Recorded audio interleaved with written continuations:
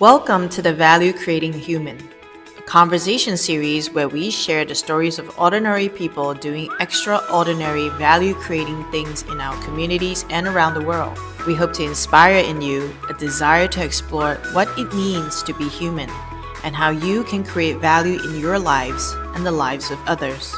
As humans, what kind of values are worth pursuing?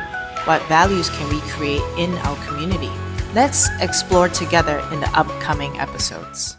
Hello, fellow value creating humans. My name is Vanessa. I will be your host today. Welcome to the show. In commemoration of the World Environment Day on the 5th of June, we are speaking to a very exciting guest who is a champion in environmental advocacy in her community. Please welcome Aimah Moiz, a scientist, an environmentalist, and a social entrepreneur. She is passionate about raising awareness on human-produced waste and is invested in coming up with a creative solution for this issue, starting with herself and her community. Today, we hope to learn more about her initiatives and her work. Aimah, welcome to the show. Thank you so much for having me, Vanessa. It's my pleasure, actually, to be here and to talk about my work. Okay, we would also like to hear from you. Aimah, first of all, let me ask, where are you from? So I'm from Pakistan, specifically from Karachi. It's a coastal city, right at the south of Pakistan. It's the biggest city in Pakistan, and there are roughly more than 19 million people here, according to our registered statistics. So it's a That's pretty big city. amazing. Yeah, it sounds huge. Where I'm from, which is Bangkok, is about 14 million. So roughly the same size, but Bangkok is very urban. Okay, so just now we learned a little bit more about you in a professional setting as a scientist, environmentalist. But if you have to introduce yourself to us, if you could introduce Aimah to us, can you tell me a little bit more? Who is Aimah?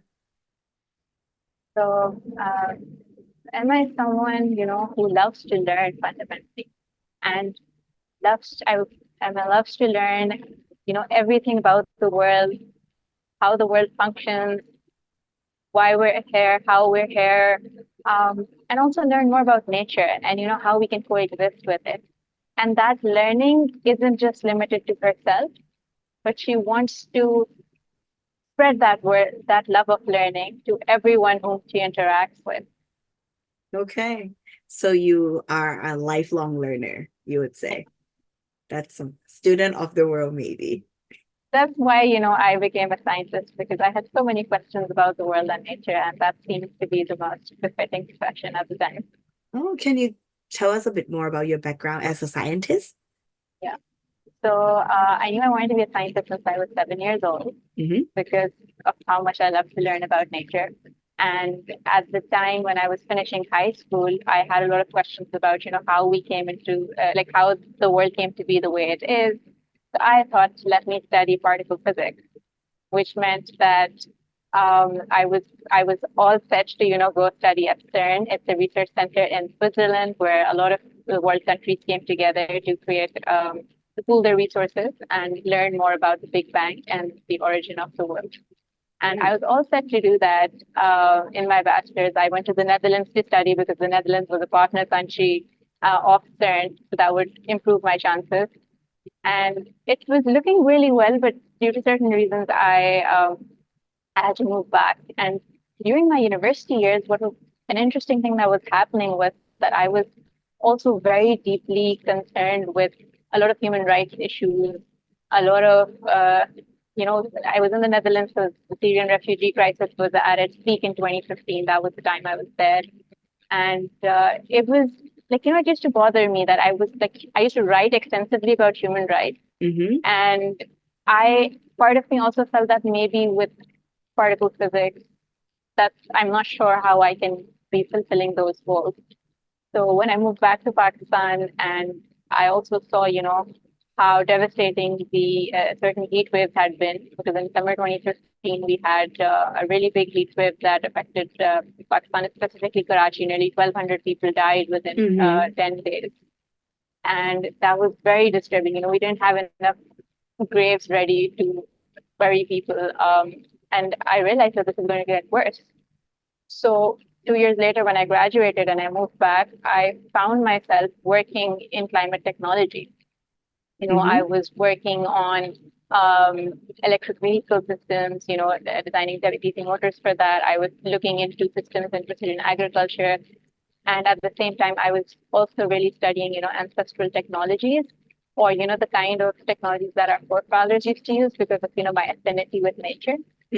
And all of that was happening, but, it was just, I kept feeling that, there was something missing. And at the same time, I used to do a lot of community work. So aside from my tech career, I would also go into communities and educate children, especially in vulnerable communities, about science through play. So that, science became fun for them. And it didn't mean that they would have to become scientists, but it did mean that they would have an appreciation for the scientific method and all of that through play. And then I ended up, just getting really deep into environmental activism because of how the heat wave had affected me. And I started going out, meeting people, reading about it. I also used to co-host a radio show, during this time, which used to reach people in villages. So it was a very interesting thing for me, and I was still kind of figuring out that, okay, my climate tech isn't really having the impact that, I wanted it to.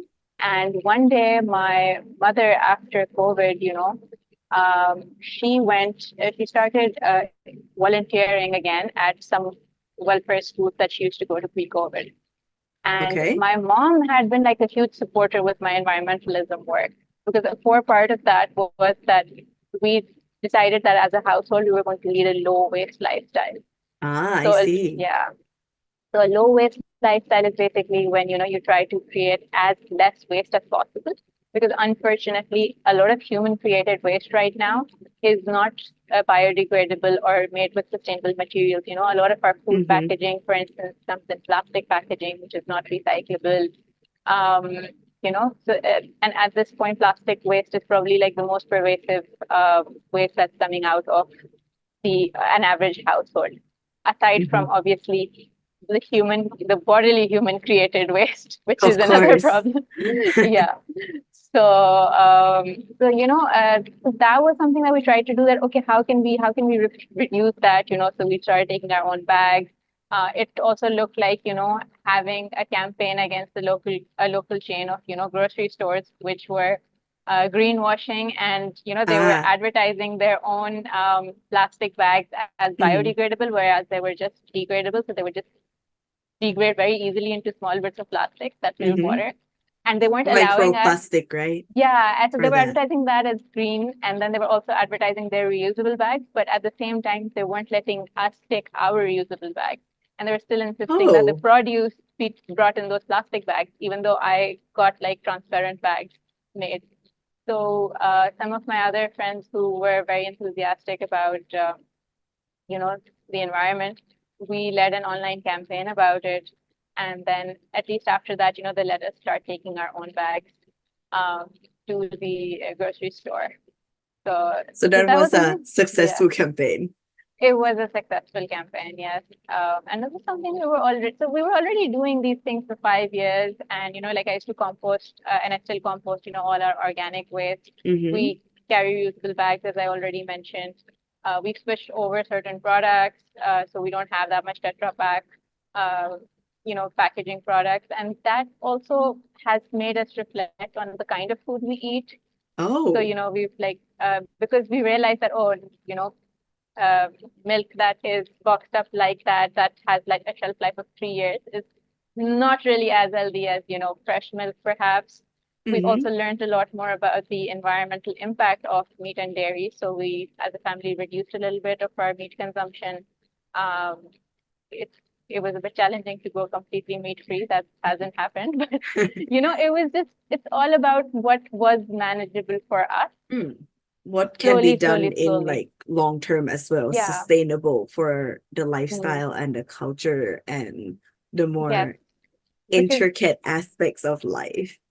So it was slowly, we were taking on one thing at a time. And then, but that's why, my mom realized that our household of, 6 people creates very little waste now because of these practices. Our daily waste is such like this big. Whereas, we see other people's garbage bags, it's insane. So when my mom started going in these vulnerable communities, there's a big problem in Karachi where Karachi is a very big city and it really lacks waste management infrastructure. Mm-hmm. So depending on which area you live in, especially because Karachi has a lot of informal settlements. Estimated populations of Karachi are somewhere over 27 million actually. Oh, wow. Yeah, but our registered population is somewhere between 17 and 19 million because in Pakistan, a lot of people are not registered citizens. Mm-hmm. So, and especially those areas that are informal communities, there are no proper waste pickup services. Even in decent, like middle class, upper middle class areas, you might not find proper waste pickup. Mm. And so, the neighborhood dumps will just be overflowing. Hmm. Statistics says that nearly 40% of Karachi's waste is not picked up. Okay. So Um, this is somewhat a structural issue as well, yeah. with almost 10 million people who are not registered to be in the community. With that number, that great number, it almost like they're not accounted for, and therefore the service provision is not provided in terms of And waste management, correct? yes, and at a larger scale, it's an even bigger problem because one of Mm-hmm. the things that suggested that we were like 51% male, that's not really something that adds up. We should have way more females, but there Mm-hmm. is a culture where women are not registered. So even in some of the communities that I work in, Oh, I've wow. noticed that, yes, that the husband or the father of the house will have an identity card, but the women of the Mm-hmm. house are like, oh, it's too expensive, oh, it's too much of a hassle, oh, it's too much this, or the men don't encourage them, so they don't get ID cards made, and then their children don't have ID cards made, and it's their daughters, and that stops them from having access to, you know, uh, government health care or other Mm-hmm. programs or even schooling because all proper schooling institutions do require a Some form of identification. basic form of identification. And I then see. there's also discriminatory practices where there are certain communities which are denied ID cards just because their ethnicity is discriminated against. So it's not a legal issue, Mm. but it's when they go there and they see their address and they can tell, oh, they're from this ethnicity, they don't want to give them that. So there are a Oh, lot of wow. issues within Karachi that are happening, and Mm-hmm. they kind of lead to this situation of a lot of informal settlements, a lot of places which don't have formal infrastructure, where living conditions are not habitable. So Mm. currently Karachi ranks the fifth least livable city in the world because of this kind of infrastructural problem. Mm. And since I had a background in environmentalism, so I don't know what I can do at the moment about the identification issue aside from Of raising course. awareness. But I was like, I can do what we can do in whatever areas we have access to and support to just make those areas more habitable um, in a way. And so we were like, okay, I'm not the government, but let's focus on what we can do. We Mm. were trying to lead a low waste lifestyle in our home. If we can teach these communities, maybe we can make a difference. So the one school that my mom used to go to, she started. It was a primary school at the time. Uh, Mm-hmm. she was working with primary school children, and there were roughly 200 of them. All And right. she just started teaching them whatever I knew, or whatever we had been doing, which we called the 5 R's of waste management. We kept it very Okay. simple for the children. What are It was, they? Can you? yeah. So the Yeah. first is refuse. Mm-hmm. It's an inverted pyramid, actually. So the biggest is refuse, and Mm-hmm. that is refuse any single-use plastics that you can Mm-hmm. refuse. So refuse plastic bags or refuse disposable spoons and disposable cutlery and disposable boxes. So try to carry your own if possible. Then you have reduce. So whatever you can reduce, you try to reduce. Now, since we're working with children, we also introduce them to the concept of just reduction of resource usage to avoid overconsumption. So not waste electricity or water or these kind of resources on top of the waste management stuff. Then we have reuse, which which comes in many names. You can call it repurposing. If you're a bit Of course. fancy, and making something else, upcycling also comes into it. We're going to talk about upcycling in a little bit, but we taught them the concept of reusable. So, okay, you're not saying no to plastic bags. You can have your reusable bag. Or if there's a jar, you can reuse it for, some other purpose. And that's a really fun category because it really forces the kids to, try to be as creative as possible. So then in our inverted pyramid, we're getting smaller and smaller. The fourth is recycle. Recycling is at the bottom because it's not really a complete solution.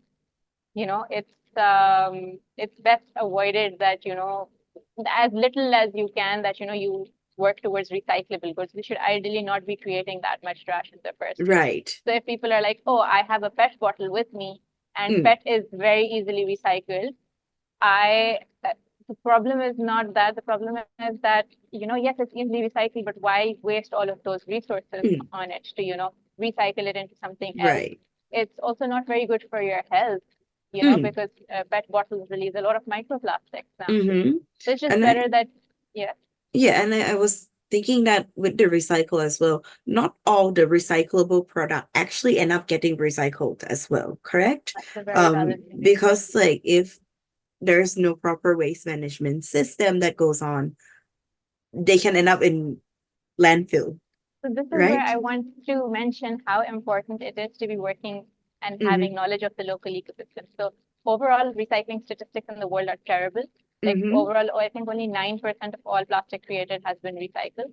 And in the West, it's a big problem. If your recycled goods are not cleaned enough, they aren't recycled.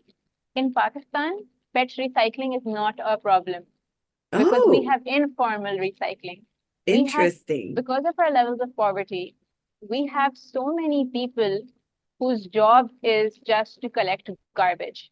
Okay. And now if paper gets contaminated, you won't be able to recycle it if it gets mixed up with something wet. But PET is something that if you wash it, it'll still be good enough unless, you have something like oil or something really disastrous with it. So you have a large number of people, unfortunately, a lot of them children, who spend the entire day at waste dumps just collecting PET bottles. They will also throw themselves in front of a crane even sometimes if they're at a garbage transfer station or a landfill, just to see if they can get something because they know how much money they're going to be getting from it. So it's very mindful, first of all, to have a local context to see what's happening in each area. And it's also very important to not have a Western context when we're working in developing countries. Because that's, we do not have the problem of expensive labor. People are willing to, the extra miles. Battery recycling is not a really big issue in Pakistan. Interesting. Because of this. Well, it is unfortunate as well, but also interesting, especially when you mentioned the amount of kids that are involved in this type of work as well, in order to gain, to have monetary gain to support their family or something to work with. I think we have similar issues, if I can share, in Thailand as well. We have card that comes to different houses and then buy them off us. So for our waste management system, we separate PET, plastic, and also papers and stuff like that. And then we weigh them and sell them. But we do have a system of a group of people that goes around and then would buy it off of you. And then resell it to our recycling facilities and stuff like that. And I think it's important to bring this up, especially with the different concepts of different local contexts. Yeah. So that was something that is also done, I think, but not at a very formal, not at a very large scale level. But what I'm trying to say is that we don't have that significant concept of, segregating your waste. And that's also in a household level, you mean? Okay. Paper, sometimes people do. But even now, I think because, we're so used to overconsumption, that, we're not doing it. So paper sometimes, maybe house help or other people will be like, they'll take like the bigger boxes or something. But if, there isn't awareness at the home level to even, segregate your smaller bits of paper, and you mix it up with, all of your wet waste, which is your organic waste of, your vegetables and everything, that paper won't be able to be used. I see. But the thing is, people don't really care that much. If there might be other people, the ones who are interested in buying, they might come and tell you that, please do this for me. I'll get some extra cash. That you might do it for the bigger pieces, but smaller pieces oftentimes, they get left out like that. And that's why paper recycling is really important. You have to segregate it. But with PET recycling, unfortunately, well, the situation is you don't need to do anything because that person, is willing to jump into that trash can to take it out, and it'll still be of use, unlike paper. I see. And what is the last R? So we were talking about recycle, and the last one, I think the very last part, the smallest part of this whole process. Yeah, so the smallest part, but also the most significant, but in some ways the most significant part is rot, which is the concept of composting. Because if you have the habit of, just segregating your dry and wet waste, and wet waste mostly is any fruit or vegetable peels, any eggs or something, even your coffee grounds and your tea leaves, they make great, they're all like biodegradable, and you can actually make compost that is very, very useful for, plants and as a great replacement for fertilizer. Okay. And if you don't mix that wet waste in the first place, then, you will also have more salvageable goods from your dry waste category that you segregate it. So that's why, it goes down to rot. We call it rot, so it fills up the R. So going back to this with the 5 R, there's refuse, reuse, and reduce. Refuse, reduce, reuse, recycle, and then rot. And that covers almost all human produced waste, in terms of plastic, paper, wet, and also organic material. I see. Okay. And I think like with this simple framework, what are the reception of the kids that you work with? How do they feel about this? This is really exciting, especially when we were working with younger kids at this level. The kids got so excited, the next day, in their art class or their vocational training class, or at home, they stitched these cloth bags for themselves with the cloth scraps that they had. Oh, wow. Or converted pillow covers into, carry bags, and then they started carrying them everywhere. That's how they started doing groceries. And then some of the kids even started pointing out to their teachers. They're like, Miss, why are you carrying your things in a plastic bag? Where's your reusable bag? So it was really cute. And another thing that they started doing is that the branch that we were working in, there was always litter in the street outside the school. As I mentioned, it's an endemic problem. In Pakistan, a lot of times people don't even bother to throw, their litter in the bin. They just throw it out on the road because they're like, oh, there's so much of it. What's one more? And the boys, especially in our branch, they took the responsibility of actually cleaning the street after school hours. So they would take a broom and then they would clean it, and they would be mocked for it as well by other people, but they would still do it because we went with this motto of my waste, my responsibility. So it seems like we were talking about waste management, but what we were also doing is instilling hope and creating the sense of responsibility that, yes, things may be really bad. Yes, maybe, you don't have a structural solution to the problem that is what's required. But let's focus on what I, as an individual, can do. And when you do it as a collective, it ends up becoming what I, as a collective, can do. And let's see where we go from there. I think that's a very hopeful message as well, because when we look at structural issues, it seems like this big unsolvable things. When I started doing this 5 years ago, I did not know that my mom would also get on board. I did not know that, this would inspire other people that, eventually down the road we'll be working with children. Because what happened is that after we did this program with this one branch, the school network that we work with, they have 14 branches across Karachi. Oh, wow. They loved it. they loved what we were doing. And the children also had like a presentation on the open day where we had pictures of what the kids were doing. The kids were explaining to all of the people coming in, because the school is also run on donations. It's the Al-Furqan welfare organization that we work with. So this was like really good for, them showing that, oh, this is something that our kids are doing. The donors loved it. The teachers loved it. Everybody involved loved it. And then the president of the organization came to us, and she said that after the summer break ends, I want you to expand this to all our branches, because we love the effect that it's having on, the kids, that they're becoming more conscious citizens, conscious citizens in general, not just eco-conscious, but just more responsible ones. So we arranged a teacher training workshop because we're just two people, and that's not really possible for us to have that level of involvement. To go to 14 schools, I would imagine, correct? So we've initially started with training their teachers about, this thing so that they could spread this awareness. Now, what was also very interesting is that when we started waste segregation in the school, we noticed that, yes, we expected PET bottles to be there. We expected paper to be there. Schools have a lot of paper, especially end of term. But, the biggest waste that was coming out was these chips and biscuit wrappers. And these are not recyclable. They're extremely low value in general, but they're a really big pollutant because, they're made with multi-layer plastic, which means there's a little bit of aluminum in here too. But if they can easily clog up waterways. And then if they start degrading, then, the metal ions can also pollute your waterways ultimately in large quantities, which admittedly they're significant. So we were just thinking about this, that, okay, we found so many solutions for so many things. What do we do about this?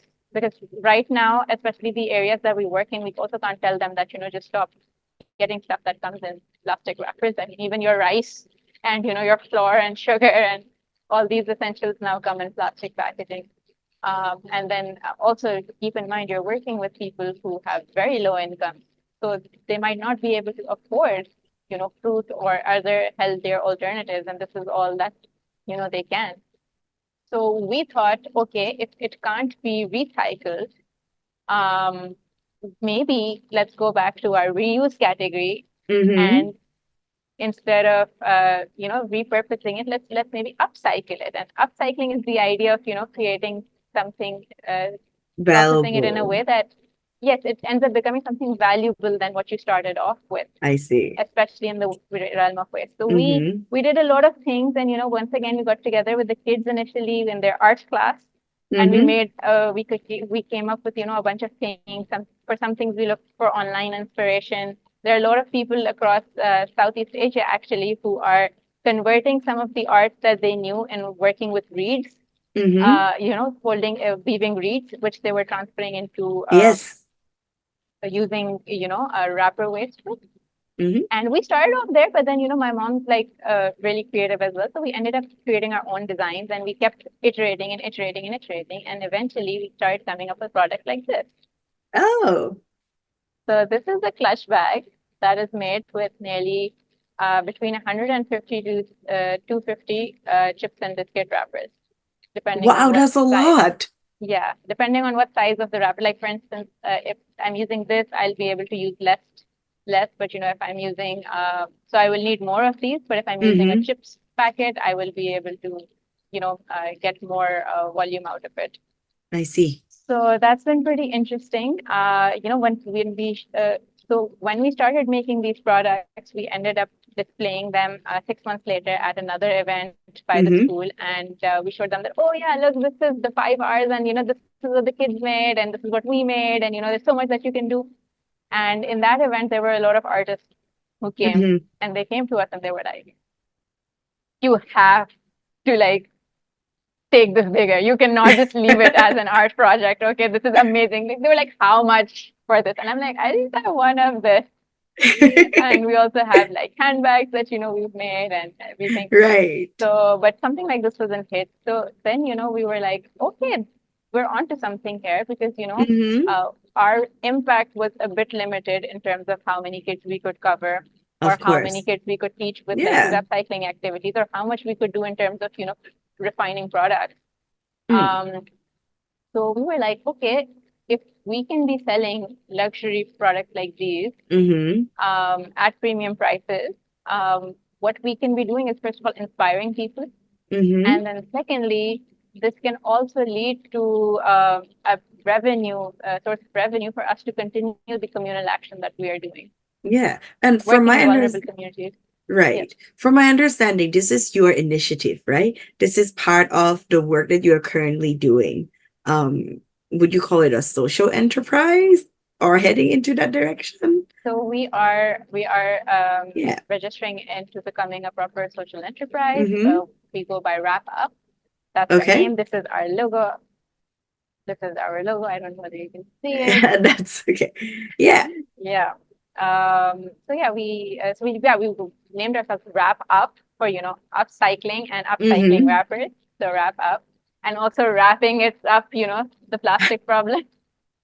A lot It's of like Yeah, it's a lovely play on multi-dimensional. words. Yeah. And then we started creating even more fun products. So, we made some Mm-hmm. cool earrings. I don't know whether you can see it in yeah, Oh, the that's camera glare okay. is bad. I'll provide, you can find pictures on, our social Yeah. media. We'll put some pictures So, up as well. So so we can all see.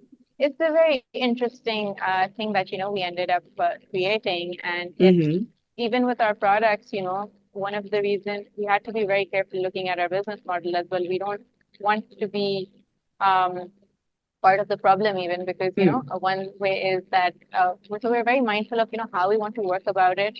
Mm-hmm. We did also, because of my activism work for so long, I was able to identify the gaps that are in the current initiatives that are ongoing in Karachi. So, Mm-hmm. you have people who are doing recycling, you have people who are working on composting, but, there wasn't really any good enough solution for wrapper waste, and I see. education was something really big. And Mm-hmm. we initially, even though we started off like this, we were actually focusing on what were our strengths. So because Mm-hmm. I have a background as a science communicator, education is my strength. Working with children Mm-hmm. is my strength. And we also have an art and design background. Furthermore, because I'm a scientist and I worked at a manufacturing firm as an Right. industrial physicist, I do have that technical ability as well to, be creating tooling for this. So I know that there are other artists in Karachi who are working with industrial waste, which is easier to Mm-hmm. use. But our goal was, how do we not just reduce landfill waste, Mm-hmm. but neighborhood waste, dump waste? Oh, okay. On that That was level as our well. focus. So when we started this recycling initiative, our company does not deal in selling or purchasing or any of the recyclable goods. We are Mm-hmm. a very collaborative system. Uh, so we do encourage people and get people to segregate their waste and segregate their recyclables, but we partner Mm-hmm. with other people who are doing good in that area, I see. and they go and they take it and they process it, and we just take the wrappers Mm-hmm.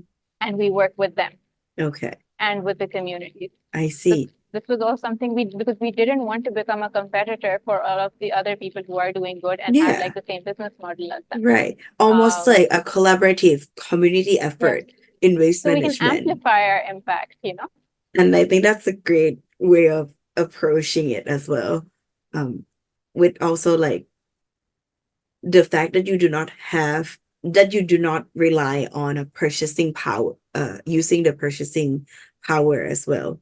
Um, I think that's important, and it's more of a collaborative, like everyone recognizing the individual effort for each of the organization within your community, and then together you are able to create something much bigger and work on a larger scales as well. So one thing I love going to a lot of design exhibitions, and I always love how artists inspire. There's one installation and it makes you think differently, and you remember it years later.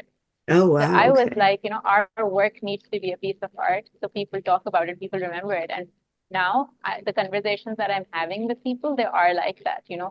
There's these people that come to me, they're like, every time I open a food packaging item, I just think of you guys, and I just become like, oh my God, I have to be like careful about how I open it, because we Impact. also, yeah, because we don't take wrappers from the dustbin. We're like, you need to open it nicely, turn it upside down, and then send it to us.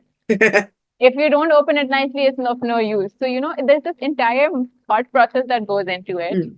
And I remember, there was this little kid who came to one of our exhibitions, and he asked my mom, he was like, why are you making this thing from, wrappers? Because we had a bag that was made from his favorite cookie. That Oh. was just something my mom stitched together. Yeah, that was like one of her early projects that was just to create awareness. It Mm-hmm. wasn't something like this. And my mom was like, we're doing this for you. So you have a better life. So, you have a better planet to live on. And we ran into his mom a few days later, and his mom was like, I went to his room and I saw that in this box, he had kept all of the cookie wrappers. And I scolded him. I was like, why are they not in the dustbin? Why are you keeping them in Mm. this box in your room? He's like, no, Mama, I'm saving this for Auntie because Auntie is like doing this for us. And then, she also noticed that he'd cut them very properly with a scissor. Mm. And he then went and taught his younger sister how to do that too. And then she wasn't allowed to use the big scissors, so then he went and got safety scissors for her. And Oh. so and this was a 4 minute interaction that we had with this boy. So it's very powerful when you can have a message like that, and Mm-hmm. especially when you're working with young children, Mm. because young children, they they have a lot of energy. If you tell them that there is a difference they can make, and you help them create that space, they do deliver. So Mm. because we work so closely with schools and with communities, we don't have this problem of how are you going to get wrappers that are not in a dustbin, Of because course. right now we're getting it from our communities, and this is also how we plan on expanding as Mm-hmm. well. So that's also a huge thing that we're encouraging, behavioral change. Mm-hmm. And so this is the way that we're encouraging behavioral change through multiple aspects. There is the art and design aspect where you are blown away by something. And then there is where the entire community is working towards something. You're getting children involved. So that's been really beautiful for us so far. Okay. And I think throughout the story and throughout our conversation so far, we've talked a lot about children and the impact of involving kids, I guess, in very simple way, whether it be through the framework that you have with the 5 R's, school workshop, inspiration through art, and also just a short interaction, making something out of the favorite cookies wrapper. We can see that children are truly the change agents that we want to see in the community as well. I think that's a very inspiring interaction and things to see, I guess. So, would you say this is one of the things that motivate you to work for this initiative? Definitely.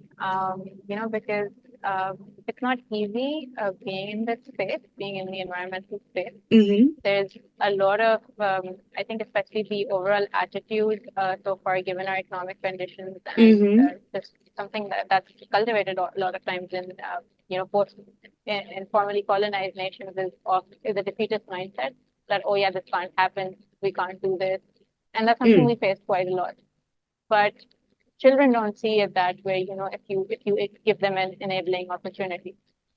Mm-hmm. And I do worry about what kind of planet we're leaving for children and what kind of lifestyles they're going to have, or Mm-hmm. what challenges they're facing right now due to increasing temperatures that we did not have when we were growing up. Mm. So it's very rewarding for me to have that kind of enthusiasm and see that kind of change, when I work with children. And that's part of what, keeps me going as well in face of all of this cynicism. Okay. I think you also mentioned something about, I don't think we know a lot about environmental activism in Pakistan. So you're from Pakistan. What is it like? Can you give us some ideas or maybe paint us a picture on what environmental activism looks like in Pakistan? So the thing is, when we talk about the environment, Pakistan is a very diverse country in Mm-hmm. terms of its climate and geography because, in the south, we're right next to the beach. So we have the beach, we have a very temperate, moderate climate. We also have the mountains. Up in the mountains, it's completely different. the kind of trees you have are very different. So in Karachi, it's very focused on make sure, the sea is clean. Let's try to have like more trees. In Karachi, it also looks different from community to community. Because there could be one community where like the trash situation is like a really big problem, and you need to have like a trash cleanup. And then there are other communities where what your fight would be for having more trees, because they at least have like trash infrastructure. Whereas northern Pakistan, their tragedy is deforestation. It really depends on what those factors as well. And I wouldn't say that climate activism in Pakistan looks like one thing. And policymakers obviously have to be mindful of that, which is a tragedy because unfortunately sometimes policymakers are not. I was speaking to an environmentalist who had like 40 years of experience in the field, and he was telling me once, in Karachi they got people from the mountains to choose what kind of plants to plant certain trees here, and the trees that they suggested, he just asked them that, okay, what are you going to do when the wind is of that speed? And he's like, oh yeah, they cannot stand the salty wind by the sea. So, you need to be very focused on what kind of area that you're dealing with. And a case study that works in the mountains may not work within the same city, within the same country for us. We are probably better off studying a case study of some other city in the Southeast Asia, which is right next to the beach, and has similar things. Another thing is that, okay, people are now like, oh, we need more trees. But then, they end up getting some foreign species and just one species everywhere across the city. That was a huge problem we had in Karachi, that they got this foreign tree because they were like, oh, it doesn't use up that much water. Karachi has a water problem. But it drowned our water table. It sank our water table. So it wasn't the right tree to use for us, maybe like a couple of hundred, some kilometers up north, where we have a waterlogging problem, that tree would have been better there. So you have to, when you're creating bigger change, especially at the policy level, you have to be mindful of these things as well. So I have my fights with, people who love to care about the environment. They're planting trees in December. In Karachi, yes, we have a moderate climate, but we have a winter. That's not the right time to be planting trees because those saplings are going to die because of the cold. You have to wait for the right time. And so this is a huge thing that you have to teach people, that we're so used to with the world is, that we're trying to mold nature to our will. Whereas we need to be working with nature and to some extent surrendering to nature and to solve the climate problem. And also not to copy and paste the solution as well, like learning from case study, but not just mindlessly adapting the solution without consideration of local context or the current issues that the community itself is facing. Unfortunate that happens in in many parts of the world, I guess. And would that be something that you will be working on in the future, or is that a message that you want to send out, that this is something that we should be mindful of? This is something that, when I say that I've been an activist or environmentalist, this is what I was doing for the last 5 years. I see. This time, So this is part of your activism as well. Yeah, I was learning and I was speaking to people, and it did have a change, when I learned this from an experienced environmentalist. I knew someone who was really was always having tree plantation drives. And I told him about these things. And then he became really mindful of, them and ensured that they were always happening in the right time of the year. And that there was a diversity of trees and that they were using local alternatives. It's all about spreading awareness. Within this community of activism, there's also a lot of learning. You're fostering it to be more of a learning community and knowledge exchange as well. Okay. I want to ask you a bit more about your initiative and your current work. You've told us about what you do. I think it's super awesome, super cool that you see value in this piece of waste product, really, and try to make something meaningful out of it. How do you envision the impact of your work on the people? Like, I think you have seen some impact as well, with the children that you work with and with also the community. But how do you envision this going forward, like say in the future? So I'll tell you that currently with our two people team and our Mm-hmm. strategic collaborations, we have diverted at least 25 kilos of wrapper waste in the last few months Mm-hmm. from neighborhood waste dumps and subsequently landfills. The number could be more because there's some being collected in the school that I have not Mm-hmm. measured myself. So I have not weighed myself, but just the ones that I have in my house right now, Mm-hmm. that's like more than 25 kilos. And then secondly, over 3,000 children have been impacted because of 3,000. Wow. obviously all of them we were not working with the way we worked with those initial 200 children, Mm-hmm. but at least 3,000 children, part of the school network, they have a basic understanding of, Mm-hmm. needing to segregate their waste, needing to, use a bit less. We are trying to expand our team so we can have more, like better programs for, more schools and have more communities on board because right now, there are a lot of communities interested in being on board with us, but we haven't been able to. Nearly so, and what we're also doing is that we may be using a certain kind of material to be making items like this. Mm-hmm. But some of the non-pretty stuff or whatever, we're still working with children and we're teaching them how to make some things with those traditional reed weaving techniques or Mm-hmm. trying to come up with some fun new ones. Mm-hmm. And the idea is that we also have like a DIY arm where we teach children and women specifically from uh, disadvantaged or financially disadvantaged backgrounds Mm-hmm. how to be making some products for themselves, and then they can go crazy with their imagination and Mm-hmm. their skills. So we essentially are doing skill development which they can use to start their own business or do something, and Mm-hmm. that's something that we don't take a cut from. um, right now we've trained 30 children as well Ah. how to make certain products. Some of them have already started and selling them, in their own communities as well. Mm-hmm. That's quite fun for us. And then the fourth arm is that we're also constantly trying to modify and innovate the kind of product line that we have right now, so that we can Mm-hmm. do more with wrapper waste. And part of that is inspiration, and part of that is product design for expanding our portfolio. And for me, the fact that every week I get at least 1 kilo of wrapper waste from 30 households, Wow. and then a separate collection going on from those 14 schools at the school run, that shows me that it has made a difference in the community. Yes, it's not Yeah. perfect. A lot of times we look through it, then we send pictures, we're like, okay, this wasn't right. But the fact that this is happening means that people are changing. Mm. And that's like people's behaviors are changing, and then when we get feedback like this, where, an adult, comes to us who normally never cared about the environment, and he goes like, today I was having biscuit with my tea and I just could not stop thinking of you guys.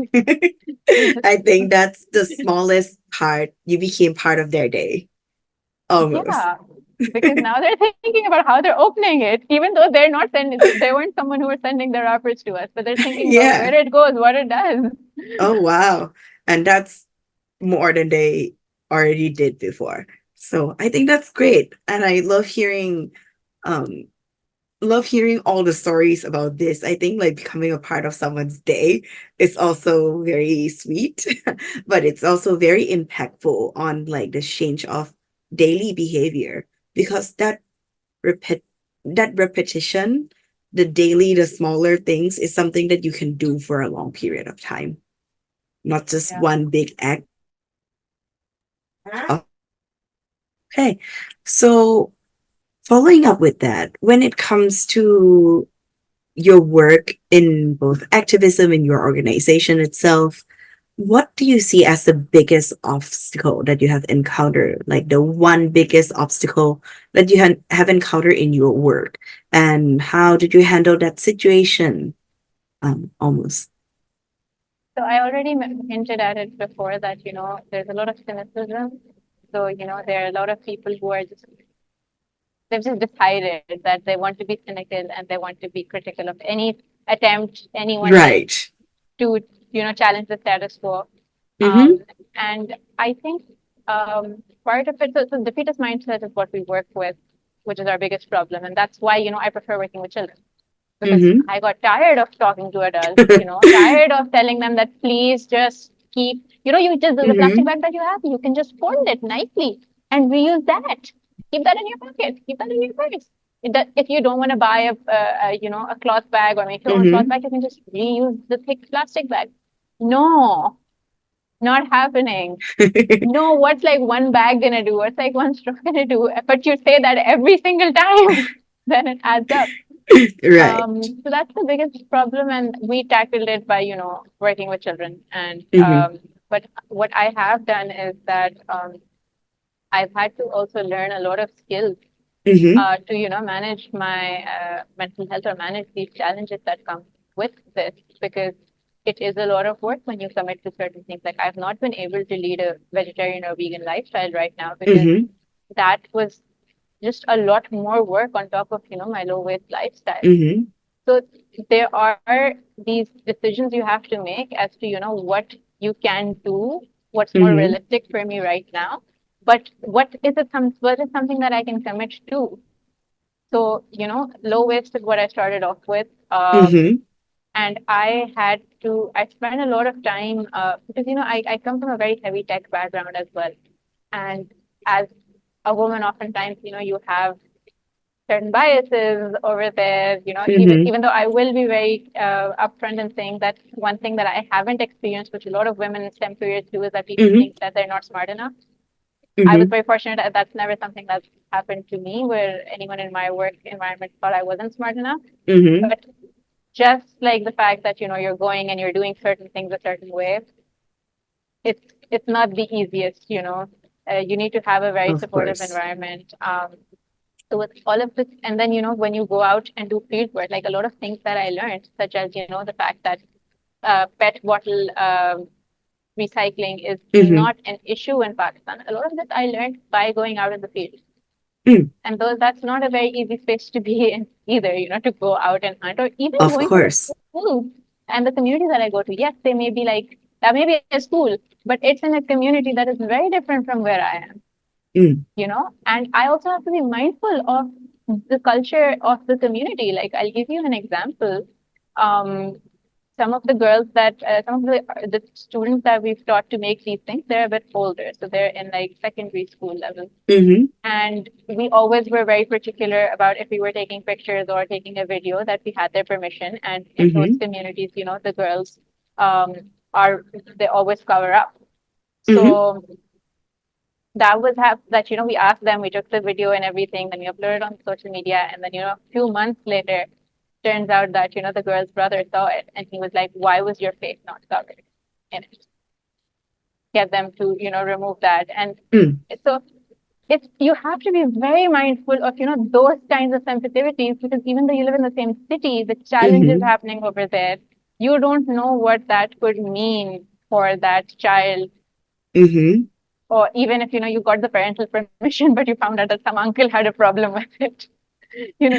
Expanded family. Yes. These are things you have to be mindful of, and they might appear very foreign to someone like me, because I am, at the end of the day, an outsider that is going in there. So even with the same religion, same city, we have to deal with those things, and they can that can be exhausting. Yeah. So with the mindfulness practice, needs to be incorporated as part of your work, especially when going into the community as well. That is very important, actually. Okay. Also having a sense of humility, and there's a huge problem in the development aid sector where there's this idea that we have it at a larger level in terms of nation states, where there's this idea that Western influences are what affects this. Our Western practices are what are best practices everywhere. That's not true, first of all. But you also have it at a lower level where, I, as an educated woman, as a global citizen, when I go into this community, I can have that bias that, what I am saying is better. Part of my work is also learning from them. Like, I'll give you another example. When we introduced the concept of rot to students, that, organic waste can be composted, one thing that we teach, that we learned from the kids then, is that one of the kids said that, oh, but we can also feed, vegetable peels to our animals. And that was new for me because I don't have a chicken or a goat inside my Mm-hmm. house, but they do. And yes, that's a wonderful thing. So now when I go into those communities, that is part of what we teach them, that, okay, this is something you can do, or we try to humble ourselves and learn from them. And I think that's a very important aspect of the work when you are working with um, communities like that, when you're working in rural Mm-hmm. communities or, you know, just uh, less formally educated communities. Mm-hmm. We have to be open to learning from tradition. We have to be open to Mm. learning from other uh, cultures and not have these biases in place. Yeah, that's a great mindset. And I think a great moment to share as well. Because a lot of times certain things are done in communities already, or certain things has been done in community already in order to maintain like just the normal life, right?